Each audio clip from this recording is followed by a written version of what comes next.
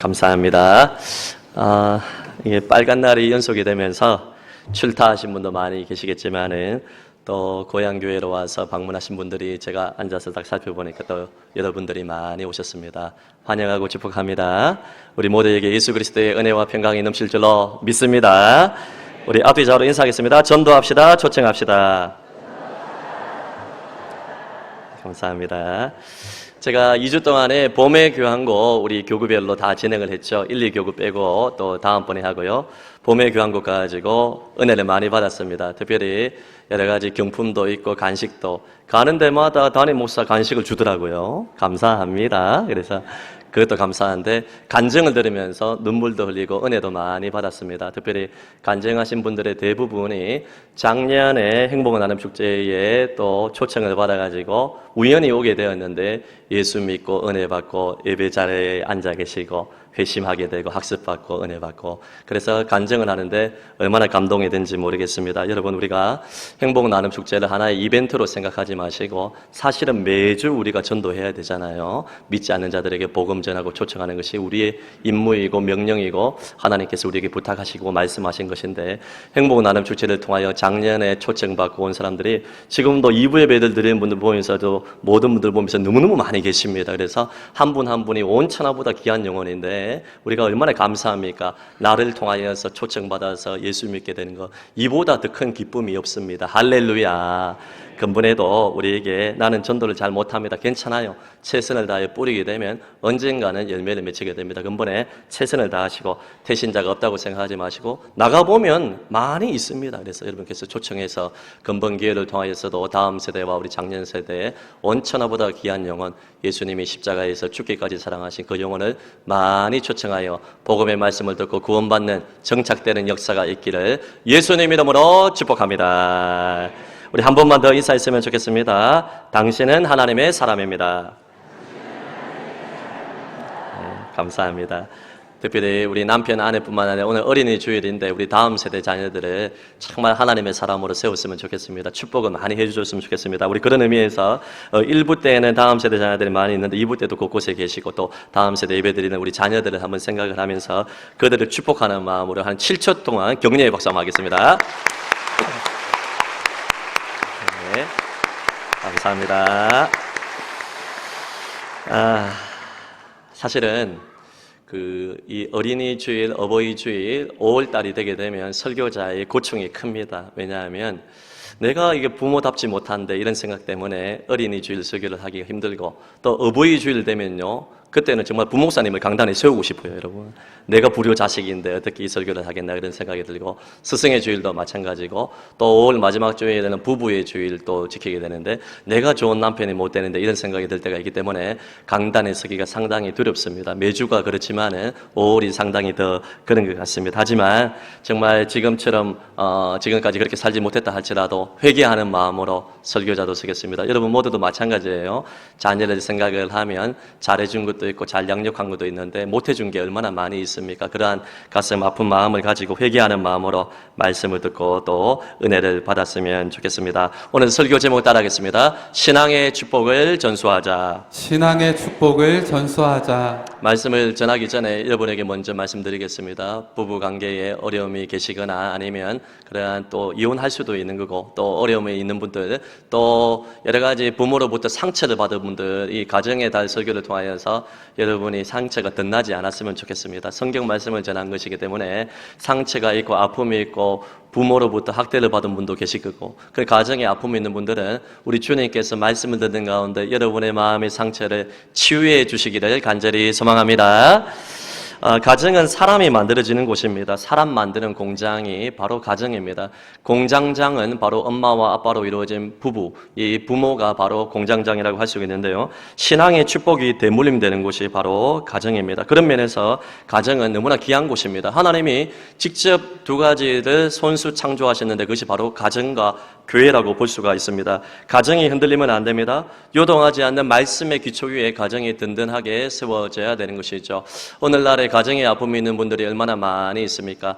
지금도 이 자리에 계시겠지만은 제가 이전에 성안교회에서 우리 교회에서 초등부를 딱 담당을 할 때 우리 집사님 가운데 교사로 섬기시는 한 분이 이렇게 가슴 아픈 이야기를 하셨어요. 목사님, 어버이날이 되고 어린이날이 돼가지고 어린이날에 받고 싶은 선물을 쓰라고 했어요. 그래서 그 교사가 뭐 장난감도 사주고 인형도 사주기 위해서 선물을 쓰라고 딱 했는데 그 아이가 뭐라고 썼냐 하면 엄마라고 적었습니다.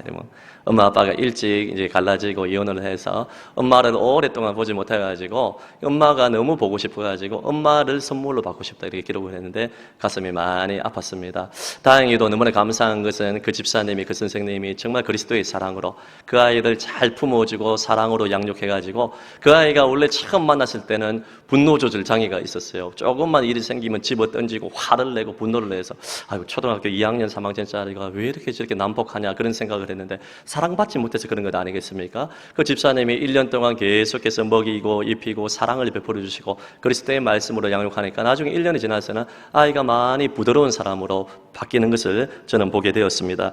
이런 가정에 아픔이 있는 자들 여러분 우리 먼저 예수를 믿는 저와 여러분의 어른들이 여러분이 영적인 엄마 아빠가 되어주시기를 간절히 부탁을 드립니다. 교회가 그런 곳입니다. 아픔이 있는 곳이 사람들이 나와서 다음 세대 자녀들이 나와서 격려와 사랑 속에서 엄마 아빠의 노릇을 먼저 믿은 우리가 해줘야 되는 것이죠. 여러분 성경 말씀 잠언 15장 16절 말씀을 한번 볼까요? 시작. 가산이 적어도 여호와를 경외하는 것이 크게 부하고 번뇌하는 것보다 나으니라. 아멘. 집에 가산이 적어도 여호와를 경외하는 이 믿음의 부자가 크게 부하고 번뇌하는 것보다 훨씬 낫다고 이야기를 하고 있습니다.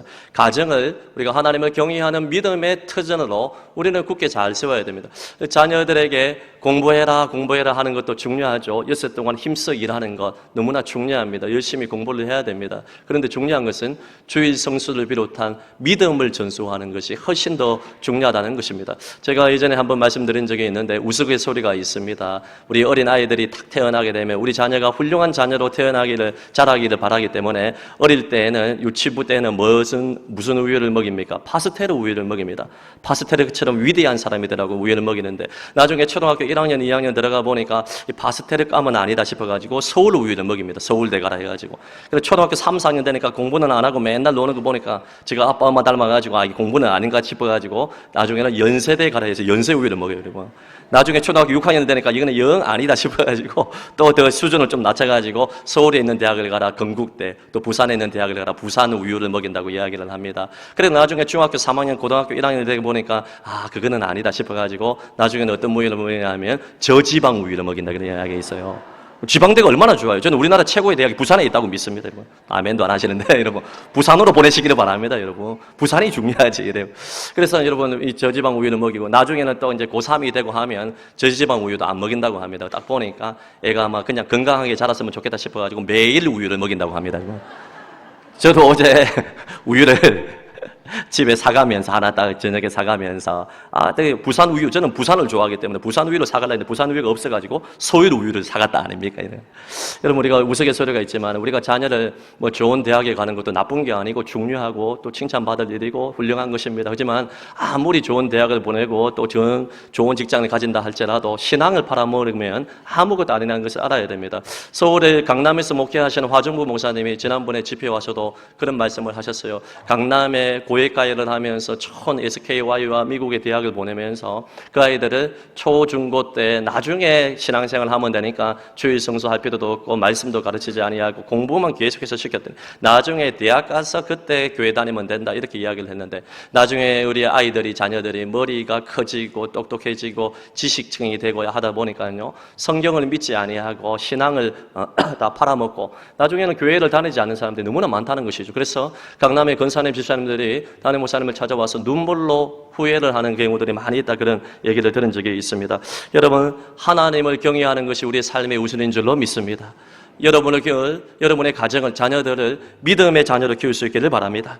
가정을 든든하게 행복하게 하는 것은 다른 것이 아니라 믿음입니다. 부부가 먼저 믿음의 본을 보여주시고 또 사랑과 격려로 자녀를 양육하는 것입니다. 가정을 통하여서 축복이 되물림되고 가정을 통하여서 가치관이 전수되고 가정을 통하여서 하나님의 은혜가 흐르게 되는 것입니다. 그래서 오늘 첫 번째 살펴볼 것은 이방 결혼에 대한 경고입니다. 오늘 이 이삭이 야곱을 축복하는 대목 가운데서 믿는 사람, 우리 집안에 가서 예수 그리스도를 믿고 하나님을 섬기는 자에게 이 아내를 찾아오라고 이야기를 하고 파송을 하는 것을 보게 됩니다. 우리가 앞에 성경 말씀을 보게 되면 이 이삭과 야곱이 장자권 전쟁을 하지 않았습니까? 예서는 불경건한 사람입니다. 이 장자권의 그 놀라운 축복을 팥죽 한 그릇에 팔아먹는 불경건한 사람이고 하나님을 무시했던 사람이고 세상적으로는 인기가 있고 인물도 좋고 사냥도 잘하고 모든 것을 갖춘 남자였지만은 신앙적으로는 아주 불경건한 사람임을 우리는 성경을 통해서 알 수가 있습니다. 여러분, 이 장자권 탈취로 인하여서 예서가 분노하게 되었습니다. 이삭이 야곱을 축복했다는 것을 알고 대노하여서 아버지가 돌아가시면 내가 반드시 내 동생 야곱을 내 손으로 잡아 죽이겠다고 무서운 선언을 하게 되고 분노를 품게 되었습니다. 이것을 알고 이삭이 야곱을 불러서 그에게 축복하고 파송을 하고 도망자의 인생을 살도록 한 것입니다. 여러분, 1절, 2절 말씀을 보게 되면 이삭이 야곱을 불러서 크게 축복하는데 아버지가 축복권이 있다는 걸 알아야 됩니다. 신약시대도 마찬가지예요. 먼저 믿은 저와 여러분이 자녀들을 축복할 수 있는 축복권에 있는 줄로 믿습니다. 여러분, 매일 축복권을 사용해서 안수하시고 축복기도 해주시고 가정예배를 드리면서 기도해 주시기를 바랍니다. 축복을 하는데 당부의 내용이 뭐냐 하면 너는 가나안 사람의 딸들 중에서 이방 사람들과 불신 결혼을 하지 말고 아내를 맞아들이지 말고 일어나 밧단 아람으로 가서 내 외조부 외할머니가 있는 이 외할아버지가 있는 부두엘의 집에 이르러서 거기서 내 외삼촌 라반의 딸들 중에서 아내를 취하라. 여러분, 믿는 지방과 결혼을 하라고, 믿는 사람과 결혼을 하라는 것 아니겠습니까? 아내를 맞이하지 말고 이것은 일시적인 금지가 아니라 오는 지금까지 계속해서 불신 결혼에 대해서 여러분 금지를 하고 있는 것입니다. 물론 어떤 분들은 그렇게 이야기를 합니다. 불신 결혼을 통하여서 남편과 아내를 전도할 수 있고 그 집안도 전도할 수 있는 것 아니겠냐, 그렇게 이야기를 하지만 여러분, 그 소수의 사례를 들고 이 성경 말씀을 우리가 위반할 수 없어요. 물론 불신 결혼을 통하여서 남편과 아내를 전도하여서 아름다운 그러한 결말이 난 그러한 가정들도 많이 있습니다. 하지만 그 사례가 하나님의 말씀을 이렇게 다 지지할 수는 없는 것입니다. 그런 경우는 특이한 경우고 소수의 경우라는 것을 알아야 됩니다. 성경 말씀은 뭐라고 이야기합니까? 사도 바울을 통해서 주시는 메시지가 무엇입니까? 네가 교만하여서 네가 네 남편을 구원할지 네 아내를 구원할지 네가 어떻게 아느냐? 우리가 아무리 열심히 몸부림을 쳐도 남편 아내의 구원은 하나님의 손에 달려 있어요. 그래서 불신 결혼에 대해서 성공한 사례를 놓고 불신 결혼도 괜찮다 이렇게 이야기하면 안 됩니다. 물론 여러분, 이 가운데는 불신 결혼을 통하여서 가정을 이룬 사람이 있을 것입니다. 그때는 여러분이 눈물로 기도하여서 여러분의 사위 며느리 남편 아내를 전도할 수 있기를 바랍니다. 여러분,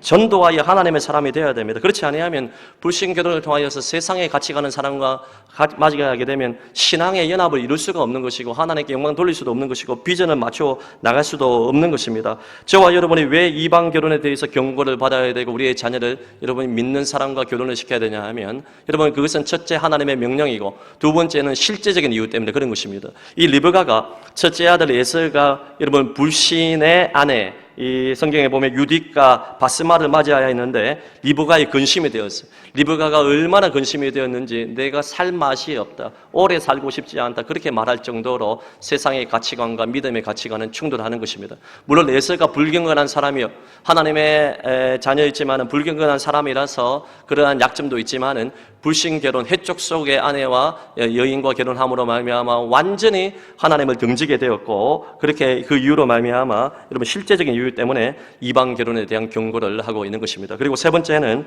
이 이삭이 그의 아버지 아브라함이 여러분 결혼을 시킬 때, 가정을 통하여 축복이 대물림되게 만들 때 이삭도 그런 경험을 했거든요. 아브라함이 심혈을 기울여 가지고 그의 종 엘리에셀을 보내 가지고 당부를 합니다. 하나님의 말씀의 원칙에 따라서 기도하면서 내 아들의 며느리감을 구해오라고 신신당부를 해요. 마찬가지예요. 아버지가 한 그 모습을 그대로 이어받아서 이삭도 신신당부를 하면서 이 야곱에게 축복을 하면서 불신 결혼을 하지 말고 신앙의 결혼을 이루라고 이렇게 실제적인 이유 때문에 그렇게 부탁을 했습니다.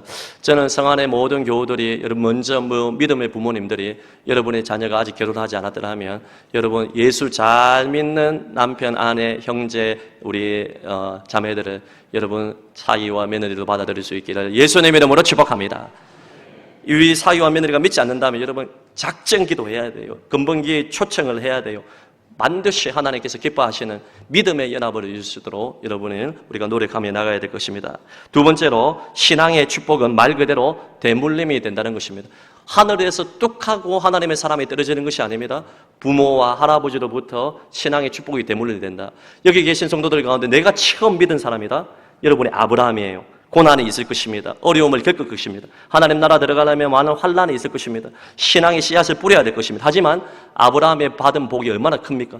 여러분 처음 내가 믿음의 아브라함의 아브라함과 같이 첫 믿음의 사람이라면 여러분이 막중한 책임감이 있다는 것을 알고 하나님 앞에 엎드려야 할 것입니다. 여러분 신앙의 유산이 가정을 통하여 아브라함, 이삭, 야곱을 통하여 3세대를 통하여서 전달이 되었는데 3절, 4절 말씀이 중요하기 때문에 한 번만 더 읽어보겠습니다. 시작. 전능하신 하나님이 내게 복을 주시어 내가 생육하고 번성하게 하여 내가 여러 족속을 이루게 하시고 아브라함에게 허락하신 복을 내게 주시되 너와 함께 내 자손에게도 주사 하나님이 아브라함에게 주신 땅 곧 내가 거류하는 땅을 내가 차지하게 하시기를 원하노라. 아멘. 하나님이 아브라함, 이삭, 야곱에게 땅, 민족, 후손 너를 통하여서 예수 그리스도를 보내주겠다. 너를 큰 민족을 이루겠다 하는 놀라운 복을 주었습니다. 아브라함은 혈혈단신이었고 별로 가진 것도 없었습니다. 그럼에도 불구하고 하나님이 아브라함에게 이 복을 주었는데 이 복이 이삭에게 그리고 그의 손주 야곱에게 계속해서 신앙의 축복이 대물림된다는 것을 하고 볼 수 있습니다. 전능하신 하나님이 엘샤다이 하나님께서 이 모든 복을 가문을 통하여서 자녀와 후손들을 통하여서 이루게 해주겠다. 이것을 말씀하시면서 전능하신 하나님이 복 주시는 것을 기억하고 가문 대대로 신앙을 전수하라고 성경은 이야기를 하고 있는 것입니다. 여러분 아브라함 또 이삭, 야곱 3세대에게 주신 축복의 내용이 동일합니다. 하나님의 복은 동일한 복이십니다. 우리가 잘되고 출세하는 것도 중요하고 열매로서 우리가 거둘 수 있는 것이지만 더 중요한 것은 하나님의 언약의 복을 받아야 됩니다. 신앙의 복을 받아야 되는 것입니다. 신앙의 축복이 대물림돼야 되는 것입니다. 할렐루야. 동일한 내용을 축복을 하고 있습니다. 그리고 이 축복이 대물림 된다는 것인데요. 아브라함에게, 이삭에서 야곱에서 여러분 12지파 요셉을 비롯한 많은 사람들을 통하여서 신앙의 축복이 대물림이 된다는 것입니다. 저도 신앙생활을 하면서 또 목회를 하면서 지금 벌써 담임 목회에 8년 차를 지금 맞이하고 있는데요. 경험하는 것이 뭐냐 하면 내 믿음의 모든 기초는 어릴 때 형성되었습니다. 어릴 때 말씀을 공부하고 부모님이 믿음의 본을 보이고 고난을 당했을 때는 어떻게 해야 되는지 금식하며 작정하며 기도해야 되고 개척교회를 섬기고 또 소형교회를 섬기면서 교회가 어려움 당할 때 어떻게 예물을 드려야 되고 어떻게 하나님을 섬겨야 되는지 어릴 때 부모로부터 대부분 다 배우게 된 것이죠. 우리 부모님이 어떻게 믿음의 본을 보이는가 고난 당할 때 그 생각이 납니다. 목회를 할 때도 생각이 많이 나요. 저희 어머니께서 자주 하셨던 말씀 중에 하나가 뭐냐 하면 진실아 성도들이 엿새 동안 힘써 일하고 직장에서 스트레스 받고 가정에서 어려움을 당하고 땀과 눈물을 흘리면서 주일날 나와가지고 11조 예물을 드리고 감사 예물을 드리고 봉사하고 헌신하고 전도하는 것을 쉽게 생각하지 마라. 성도들이 얼마나 고단한지 아느냐. 그들이 하나님 앞에 나와서 마땅히 행해야 될 의무이지만은 그들이 정말 고난 가운데서 이 예물을 드린다는 것을 알고 성도를 존중히 여겨야 된다. 이런 얘기를 많이 하셨는데 그것이 마음판에 새겨져서 생각이 많이 나게 됩니다. 여러분 다른 것이 아닙니다. 부모의 신앙이 자녀에게 대물림이 되는 것입니다. 부모가 완벽하지 않죠. 우리 모두가 혈기가 있고 부족이 있고 상처가 있고 자녀들을 생각하면 못해준 게 얼마나 많이 있습니까? 신앙의 본을 보여주지 못해서 미안한 마음들이 얼마나 많이 있습니까? 하지만 오늘 말씀을 듣는 가운데 내 힘이 아니라 하나님의 말씀의 능력으로 하나님께 엎드리면서 우리 자녀들에게 신앙이 좋게 대물림될 수 있도록 신앙을 대물림할 수 있는 여러분이 되시기를 예수님의 이름으로 축복합니다. 우리가 삐딱하고 우리가 부정적이고 우리가 말씀대로 살지 아니하고 우리가 밤낮 원불교 신앙을 가지고 우리가 밤낮 하나님 의지하지 아니하고 낙심하고 우리가 밤낮 염려하고 근심하고 하나님 붙든 신앙 보여주지 아니하면 자녀도 똑같이 된다는 것을 우리는 알아야 되는 것입니다. 정신을 바짝 차리고 하나님의 신앙을 지켜야 되고 말씀을 지켜야 되고 믿음의 본을 부여해야 됩니다. 여러분, 우리가 결혼이 왜 중요하냐 하면 가정을 통하여서 신앙이 대물림되기 때문에 그런 것입니다. 여러분, 독신의 은사를 가진 분들은 여러분 결혼하지 않아도 하나님을 잘 섬기는 게 중요해요. 결혼을 했든지 안 했든지 그게 중요한 게 아니에요. 어떻게 중요할 수 있지만은 더 중요한 것은 내가 독신의 은사를 받았다면 이것을 통하여서 하나님을 경외하는 신앙을 잘 지키고 교회의 다음 세대들에게 내가 배 아파 낳은 아들, 딸이 아니다 할지라도 우리의 다음 세대들에게 교사를 하고 봉사를 하여서 그들이 신앙 안에서 잘 자랄 수 있도록 신앙이 전수될 수 있도록 우리는 노력을 하고 씨를 뿌려야 될 것입니다. 오늘 이삭이 야곱의 결혼 문제를 꺼낸 것은 여러분 축복이 가정을 통하여서 대물림되기 때문에 가정이 그만큼 소중하기 때문에 그렇게 한 것입니다. 구약 성경에 나오는 악한 왕 중에 아합왕을 아시죠? 아합왕은 어떻게 보면 성경을 보게 되면 나중에 선지자의 책망을 받았을 때 가슴을 치며 회개하는 장면도 나와요. 어떻게 보면 여린 남자예요. 부드러운 사람이었습니다. 그런데 결혼을 잘못했어요.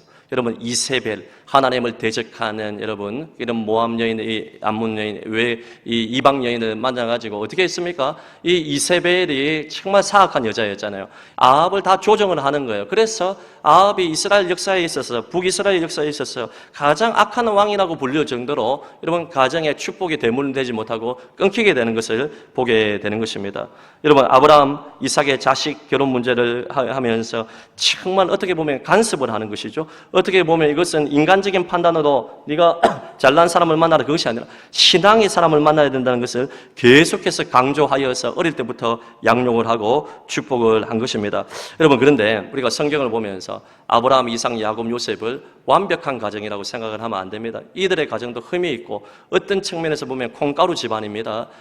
부족했지만은 성화되는 가정입니다. 왜 믿음의 사람을 만나는 것이 중요하냐 하면 부족하지만 깨닫고 회개할 수 있기 때문에 불신자는 여러분 이 신앙의 대화가 이루어지기 힘듭니다. 하지만 믿음의 사람은 그들이 비록 불신앙을 가지고 있다 할지라도 말씀을 들으면 회개할 수 있고 깨닫게 되기 때문에 그래서 믿음의 결혼이 중요한 것입니다.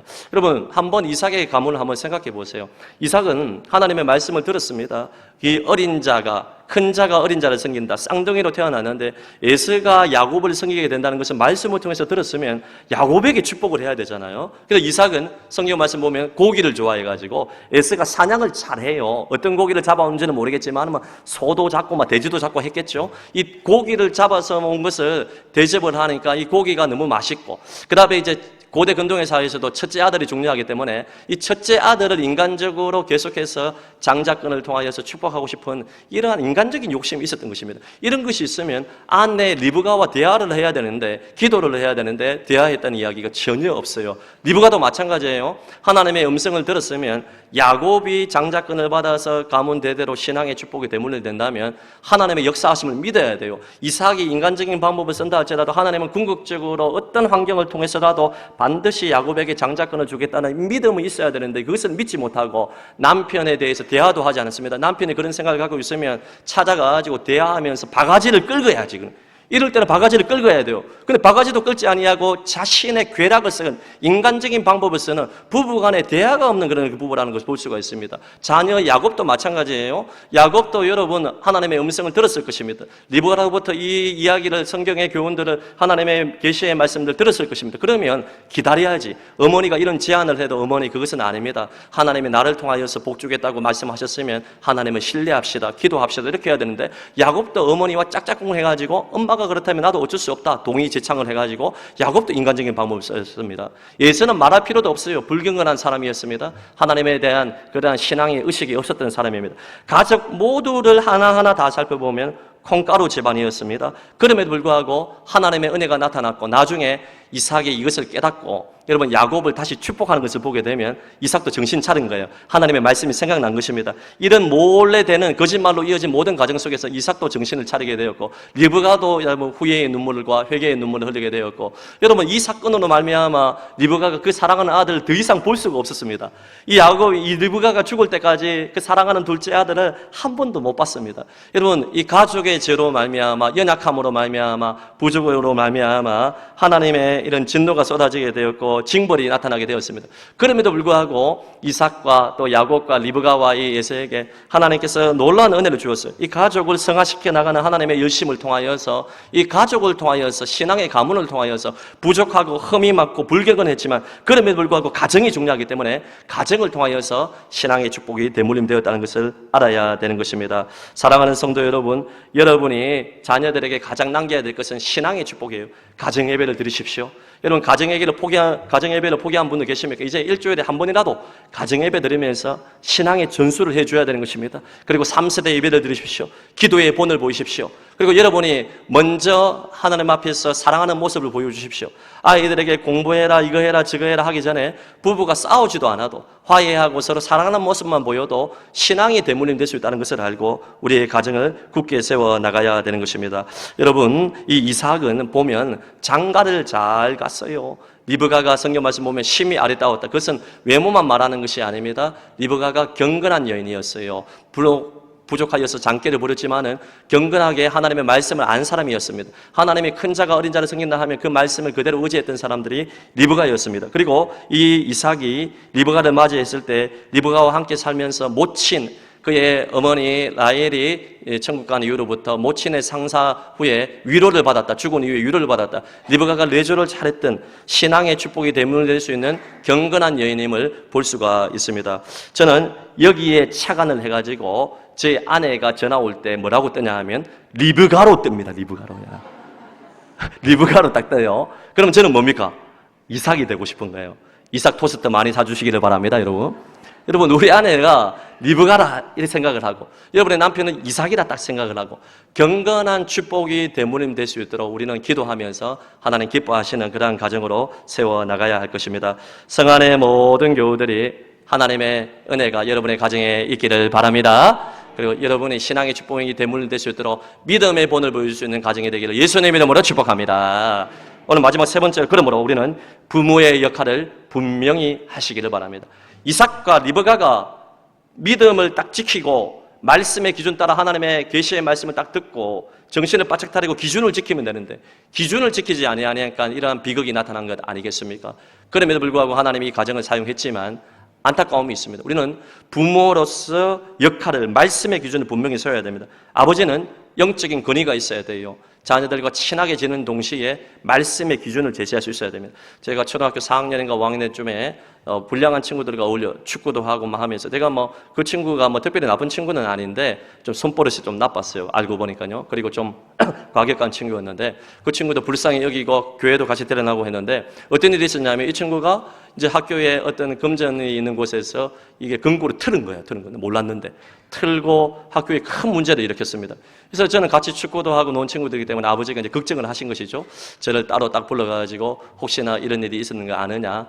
그 친구를 전도하고 불쌍히 여기고 징계도 받겠지만은 너는 절대로 예수 믿는 사람으로서 흔들리면 안 된다. 정직하고 너 이름처럼 진실하게 살아야 된다. 이 이야기를 하면서 딱 무릎을 꿇고 저한테 이렇게 징계를 하시고 저한테 이렇게 말씀을 하는데 사랑을 담아서 말씀을 하시는데 제가 아직까지도 그 마음이 기억이 납니다.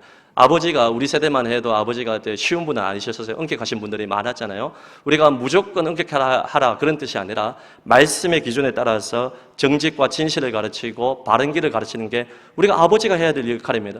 여러분, 아버지를 먼저 여인 분 계십니까? 우리 교회의 어른들이 그렇게 말씀의 기준으로 사랑으로 먼저 믿음의 길을 보여줘야 되고 정직의 길을 보여줘야 되고 행동으로 말로써 우리에게 본을 보여줘야 되는 것입니다. 기준을 보여줘야 돼요. 어머니는 마찬가지예요. 사랑으로, 때로는 당근과 채찍으로 사랑으로 성경 말씀을 가르쳐줘야 되는 것이 바로 어머니의 역할이에요. 여러분, 우리가 디모데후서 1장 5절 말씀을 한번 읽어볼까요? 디모데후서 1장 5절 시작. 이는 내 속에 거짓이 없는 믿음이 있음을 생각함이라.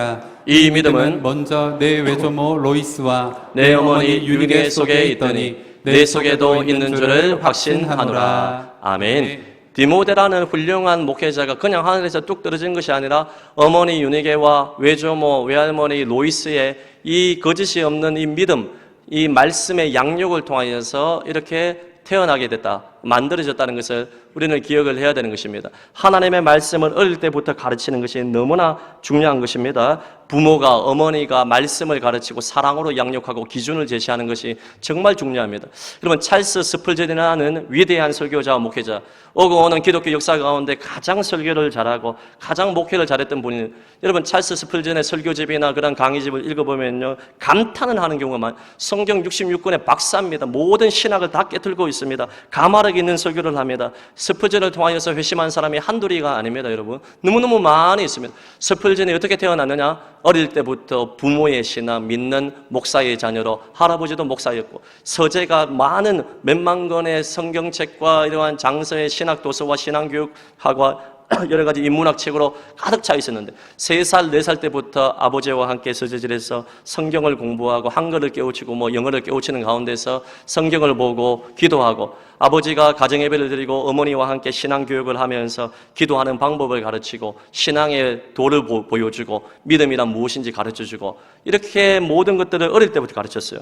디모데를 보게 되면 내가 어려서부터 성경을 알았다 하는데, 이 어려서부터는 초등학교, 중학교로 말하는 것이 아닙니다. 헬라어 언어를 보게 되면 젖된 다음입니다. 2살, 3살, 4살 때 보면 그때부터 아이가 뭘 알겠습니까? 압니다. 우리가 아이가 태아에 있을 때도, 태중에 있을 때도 왜 태교를 합니까? 태교가 완전히 다 증금증된 것은 아니지만은 태교를 통하여서 좋은 음악을 듣고 성경 말씀을 듣게 하게 되면 영향을 끼친다는 보고들이 얼마나 많이 있습니까? 3살, 4살만 돼도 그때가 가장 중요할 때요. 그때 말씀을 가르치고 함께 3세대 예배를 드리고 주일학교 교육을 받고 계속해서 가정예배를 드리고 잠자기 전에 말씀을 읽어주고 기도의 본을 보여주고 하는 거, 이건 정말 중요한 것입니다. 어려서부터 성경을 알았다. 디모데가 3살, 4살 젖된 다음부터 말씀을 가르치고 말씀을 암송하게 하고 말씀을 가르쳤다는 것입니다. 그래서 어려서부터 성경을 배웠던 찰스 스펄전이 나중에 18세, 19세가 되었을 때 고등학교 나이에 그때부터 위대한 설교자가 되었습니다. 그냥 하늘에서부터 뚝 떨어진 게 아니에요. 계속해서 말씀 가르쳤습니다. 아이들이 스마트폰에 물들기 이전에 우리의 자녀들과 손주들에게 어려서부터 성경을 가르쳐야 돼요. 말씀을 가르쳐야 되는 것입니다. 저는 목회를 하면서 또 신학대학과 신학대학원에 입학을 하고 공부를 하면서 제가 여러 번 여러분에게 말씀을 드렸는데, 이게 절대 제 자랑이 아닙니다. 여러분, 제가 이 신대원이나 신학 다닐 때 항상 성경 시험을 보면 제가 항상 1등 했다 아닙니까? 여러분, 자랑이라 생각하고 속으로 욕하시는 분이 7명 계시는 것 같은데요. 1등 못해도 괜찮은데, 제가 말씀드리는 게 뭐냐면 초등학교 1학년, 2학년, 3학년 때부터 해서 성경고사, 성경 퀴즈 대회를 나가면 저희 아버지가 많이 엄격하신 분이었어요. 항상 성경을 여러분 하루에 한 구절씩 외우고, 대회를 나갈 때는 300구절씩, 500구절씩 성경을 파고 성경을 가르쳐. 아버지가 먼저 성경 필사를 하시고 성경 문제를 친히 한 100문제씩, 200문제씩 하루씩 적어가지고 매일 정년 10시까지 합숙을 하면서 공부를 시켰어요. 말씀 암송이 중요하다. 말씀 암송해야 된다. 어릴 때 배운 그 말씀이 지금까지 남아가지고 성경 말씀을 암송하는 게 많이 있어요. 성경을 여러분 부족하지만은 여러분 좀 많이 이렇게 암송하고 이렇게 구조를 알고가 있습니다. 그래서 여러분 성경 말씀 저한테 물어보면 바로 튀어나옵니다. 창세기 1장 1절 대초에 하나님이 천지를 창조하시니라. 요한복음 3장 16절 하나님이 세상을 이처럼 사랑하사 독생자를 주셨다. 다다다다 나옵니다. 더 이상 묻지 마시기를 바랍니다. 여러분 어릴 때 배운 게 그대로, 아무리 머리가 좀 나쁜 사람도 돌에다가 딱 새겨놓으면 그대로 세워지는 것처럼 여러분 성경 말씀을 암송하고 가르치는 것이, 어릴 때부터 가르치는 것이 너무나 중요합니다. 여러분, 우리가 기초로 돌아가야 됩니다. 신앙의 역할, 부모의 역할을 분명히 해야 되는 것입니다. 저는 우리 성안의 모든 교우들이 오늘부터 시작해서 여러분 자녀 때에 약간 실패했으면 기도하시면서 손주도 한번 그렇게 가르쳐 보시고 성경 말씀을 선물하시고 말씀으로 양육했으면 좋겠습니다. 좋은 신앙의 모델이 되는 부모의 역할을 분명히 할 수 있는 교우들이 되시기를 예수님의 이름으로 축복합니다.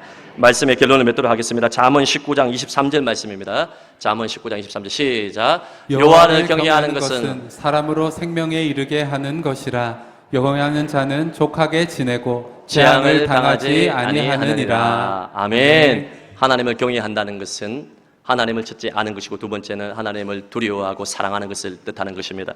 하나님을 경외하는 가정, 하나님께서 그 가정에 복을 주시는 것입니다. 말씀의 결론을 맺으면서 여러분은 여러분의 자녀들을, 여러분의 손주들을 여러분 신앙 안에서 결혼을 시킬 수 있기를 바랍니다. 그리고 신앙의 축복이 대물림 된다는 것을 알고 3세대가 하나님을 예배할 수 있도록 가정 예배를 드리시고 3세대 예배에 참여를 하시고 주일학교 교육을 시키고 어릴 때부터 성경 말씀을 디모데처럼 가르쳐서 우리의 자녀들에게 신앙의 축복이 대물림 되도록 여러분께서 노력하시고 신앙의 기준을 분명히 하는 정말 신앙 좋은 아버지 어머니가 되시고 서로를 사랑하는 그러한 부모님이 되었으면 좋겠습니다. 저는 마지막으로 말씀을 드리면서 우리 자녀들과 함께 3세대 예배드리고 가정 예배드리고 할 때가 왜 중요하냐 하면 그때 우리 자녀들이 신앙이 자라게 됩니다. 어릴 때 생각이 나게 됩니다. 우리 하늘이도 고1 되는데 어릴 때 가정 예배드릴 때 아빠 생각이 나 얘기를 하거든요. 우리 아이들이 3세대 예배드리고 주일학교 예배드리면서 여러분 감사 제목 적는 거 보면 정말 기가 막히고 코가 막히고 재밌는 것들이 많이 있어요. 아, 우리 아이들 너무나 귀하다. 어떻게 몇 가지를 소개를 드리면 한 달 전인가 한 친구가 한 초등학교 1학년 되는 것 같은데요. 뭐라고 이렇게 적었냐면 솔직하게 적었어요. 감사 제목을 보면 엄마가 동생보다 나를 더 이뻐해 주셔서 감사합니다. 그 기도 제목을 적었어요. 또 한 명은 축구대회에 나갔는데 내가 축구 잘 못하는데 골을 2골 넣어서 감사합니다. 그리고 또 이 아이는 소개를 하는데요. 정말 큰 인물이 될 것 같아요. 뭐라고 적었냐 하면 목사님 설교가 지루하지 않고 재밌어서 감사합니다. 감사합니다. 그래서 제가 많이 웃었어요. 그래서 참 이 아이들이 가정 예배 드리고 3세대 예배 드리면서 신앙이 전수되고 있구나. 주의 교훈과 말씀이 전수되고 있구나. 그런 생각을 했습니다. 사랑하는 성도 여러분, 우리가 세상적인 기준으로 살면 안 돼요. 어떤 분은 여러분 결혼을 할 때 보게 되면 조건은 너무나 많이 보는 것이 외모, 연봉, 그리고 어떤 직장 이런 거 다 봅니다. 나쁜 건 아니에요. 필요하죠. 그런 것도 봐야 되죠. 그러나 여러분 다른 것 좀 부족해도 예수 사랑하고 남편, 아내, 우리 딸, 우리 아들을 사랑해주고 신앙으로 연합하고 정말 하나님을 경외하는 그 사람이면 되는 것 아니겠습니까? 저는 성안의 모든 교우들이 정말 신앙의 축복의 대물림 될 수 있도록 여러분이 하나님의 사람이 되고 말씀의 사람이 되고 기도의 사람이 되고 가정 예배를 드리면서 하나님 앞에 바로 서는 사람이 되어서 신앙의 축복이 오고 오는 모든 세대 가운데 전수되어 우리 교회를 통하여서 사무엘과 요셉과 바울과 한나 같은 위대한 인물들이 많이 배출될 수 있기를 예수님의 이름으로 축복합니다. 들은 말씀 기억하며 우리 찬송하겠습니다. 우리 이 시간에는 우리 앞뒤 좌우로 서로 축복하고 우리 다음 세 자녀가 있으면 축복하고 남편과 아내를 축복하고 우리 형제 자매들을 우리 야곱의 축복 부르면서 축복하면서 나가겠습니다. 우리 박수 치며 찬송하겠습니다.